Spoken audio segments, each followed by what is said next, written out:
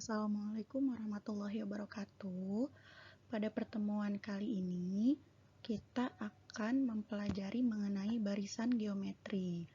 Nah, sebelum kita belajar mengenai barisan geometri, ada beberapa materi prasyarat yang harus kalian kuasai.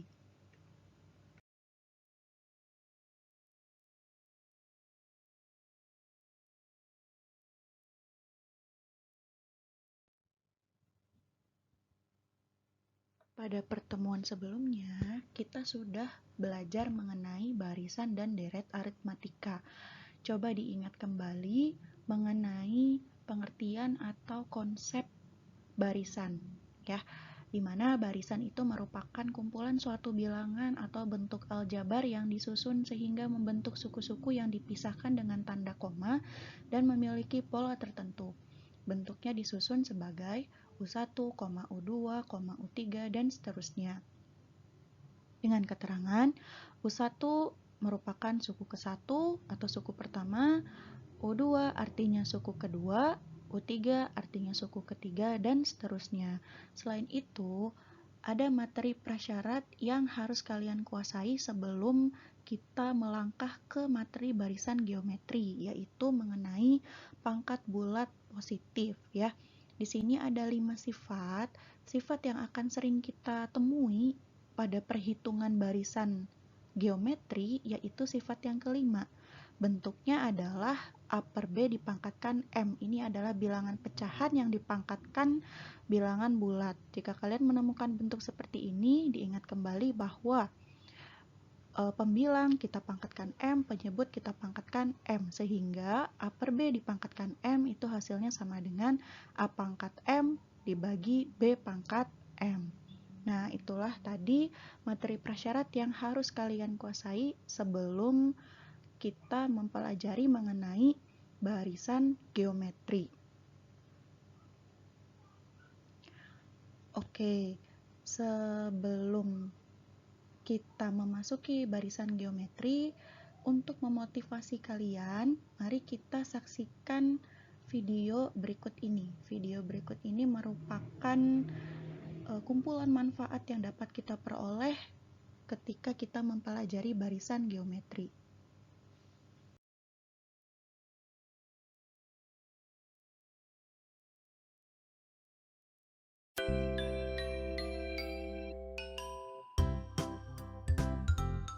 Manusia dapat membagi waktu 2 hari ke depan ke 1 hari ke belakang. Manusia dapat menentukan apakah tahun ini akan ada bulan kabisat melalui barisan geometri. Kita dapat mengetahui pertambahan penduduk setiap tahunnya menggunakan barisan geometri. Jika mula-mula terdapat sejumlah bakteri, dapatkah kita memprediksi jumlah bakteri dalam selang waktu tertentu? Apakah pertumbuhan bakteri mengikuti suatu persamaan matematika sederhana? Ya, tentunya kita dapat menjawab pertanyaan tersebut salah satunya dengan menggunakan konsep barisan dan deret geometri.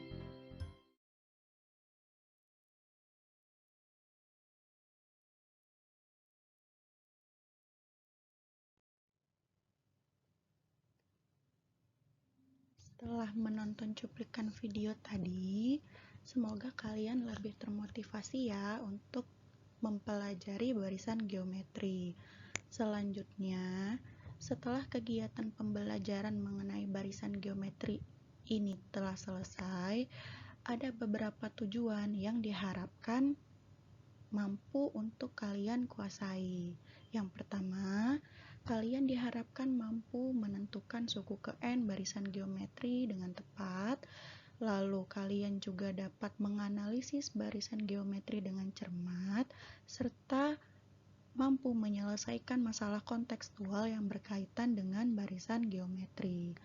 Nah, 3 hal tadi merupakan tujuan pembelajaran kita yang akan kita capai pada pertemuan kali ini.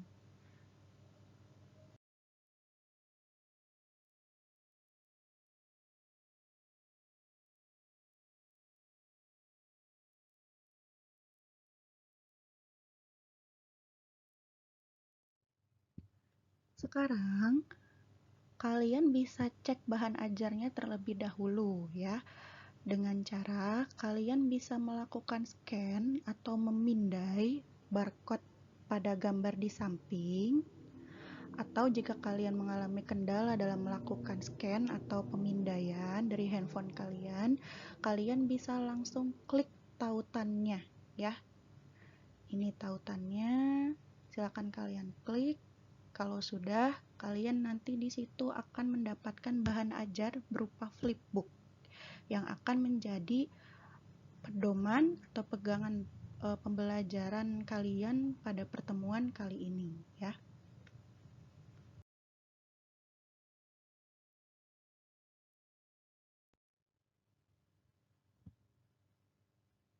Nah, memasuki kegiatan inti, di sini Ibu sajikan permasalahan kontekstual ya. Nah, di sini ada sebuah gambar. Ini adalah tim kepanitiaan PPDB atau penerimaan peserta didik baru ya. Ini adalah kakak kelas kalian yang sedang melakukan bazar produk hasil karya siswa pada acara atau kegiatan Car Free Day.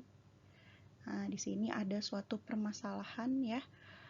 Kegiatan bazar produk hasil karya siswa pada saat Car Free Day diprediksi mampu meningkatkan jumlah peserta didik baru sebanyak 3/2 kali lipat dari tahun sebelumnya. Jika banyaknya peserta didik baru SMK Pariwisata Kota Cirebon pada tahun 2022 adalah 96 siswa, dapatkah kamu memprediksi banyaknya peserta didik baru pada tahun 2025?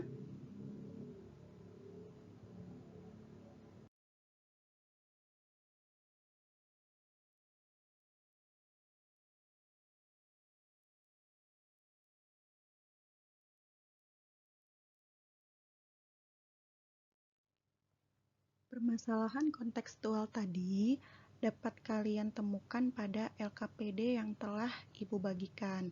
Silakan kalian amati permasalahan tersebut, kalian analisis, diskusikan dan selidiki dengan teman sekelompok kalian hingga ditemukan pemecahan solusinya.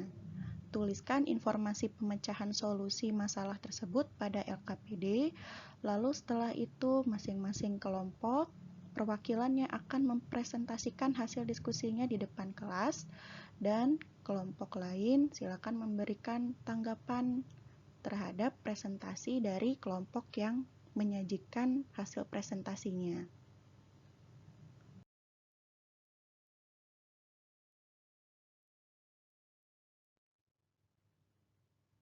Oke, setelah dianalisis, dari permasalahan tersebut, kalian dapat memperoleh informasi bahwa bazar produk hasil karya siswa itu dapat meningkatkan jumlah peserta didik baru sebanyak 3/2 kali lipat dari tahun sebelumnya.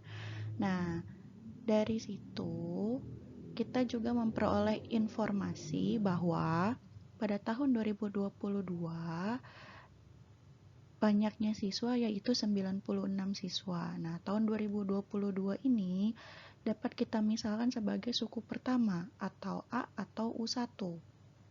Lalu, karena mengalami peningkatan sebanyak 3/2 kali lipat, berarti secara konsisten dari tahun ke tahun pengalinya adalah 3/2. Jadi di sini 3/2 ini kita misalkan sebagai rasionya atau R sama dengan 32. Selanjutnya, karena tahun 2022 merupakan suku pertama atau U1, berarti tahun 2023 merupakan suku kedua atau U2.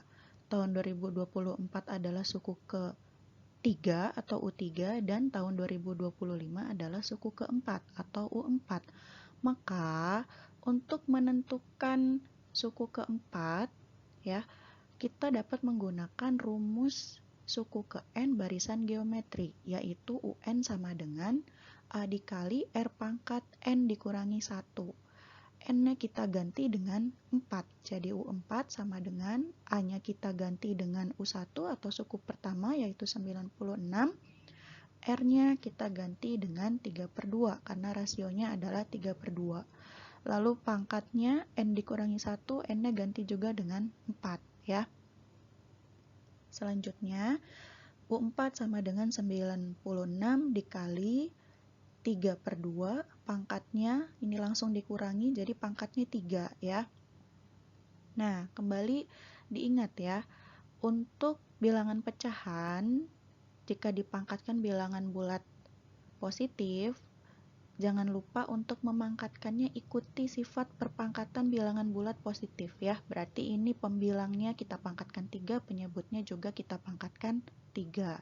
Maka U4 sama dengan 96 dikali 3-nya kita pangkatkan 3 menjadi 27, 2-nya kita pangkatkan 3 menjadi 8. Jadi 27/8. Ini kalau kita operasikan, hasil akhirnya akan kita peroleh U4 sama dengan 324. Jadi, dengan rumus suku ke N dapat dihitung banyaknya peserta didik baru SMK Pariwisata Kota Cirebon pada tahun 2025 diprediksi mencapai 324 siswa.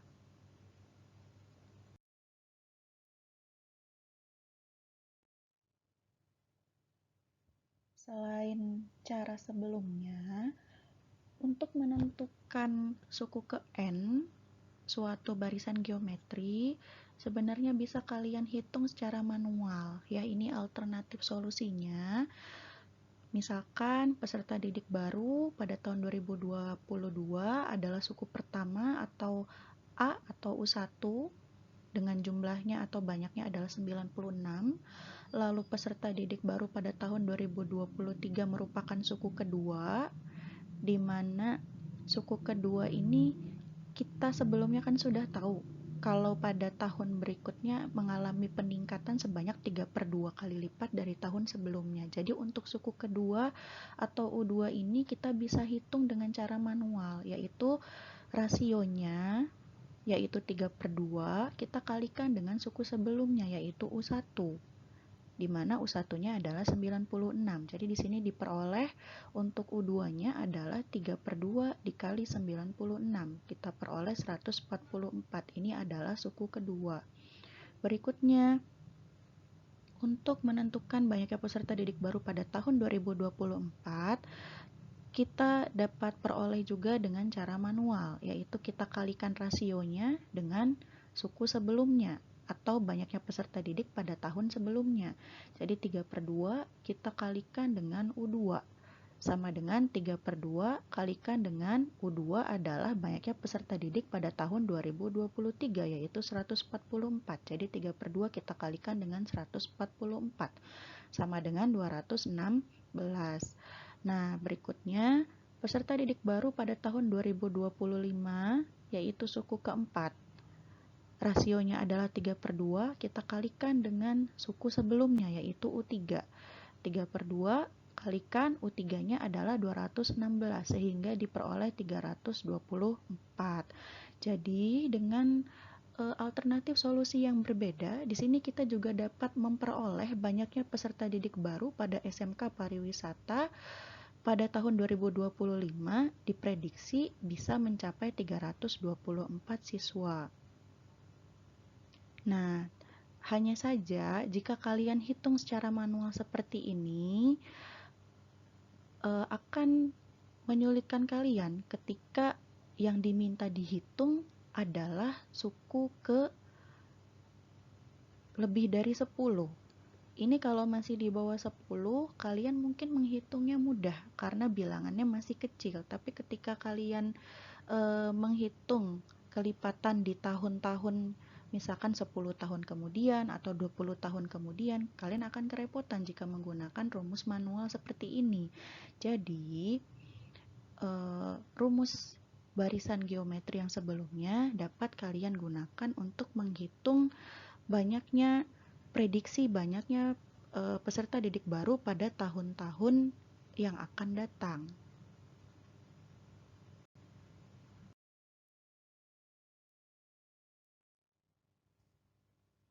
Jadi, apa yang dapat kalian simpulkan dari pembelajaran kali ini?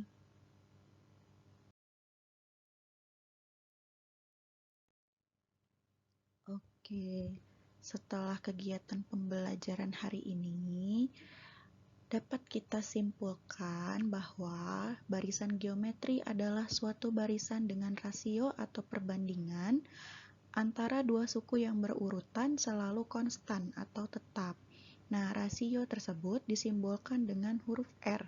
Adapun bentuk umum pola barisannya adalah sebagai berikut, yaitu U1, U2, U3, dan seterusnya hingga UN, atau U1 adalah A, U2 adalah A dikali R, U3 adalah A dikali R pangkat 2, dan seterusnya hingga UN adalah A dikali R pangkat N dikurangi 1. Nah, rumus umum barisan geometri ini dapat kita gunakan untuk memecahkan masalah-masalah kontekstual dalam kehidupan sehari-hari yang mempermudah kita dalam proses perhitungannya daripada kita hitung manual ya. Oke.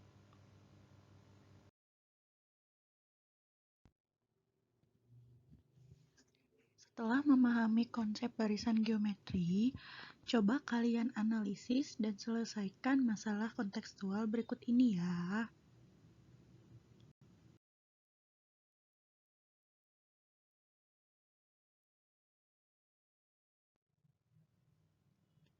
Bagaimana? Mudah bukan untuk menentukan suku ke N suatu barisan geometri? Pada pertemuan berikutnya, kalian akan mempelajari mengenai deret geometri. Semoga ilmu yang Ibu sampaikan pada pertemuan kali ini bermanfaat ya. Sampai berjumpa lagi pada pertemuan berikutnya. Ibu akhiri, wassalamualaikum warahmatullahi wabarakatuh.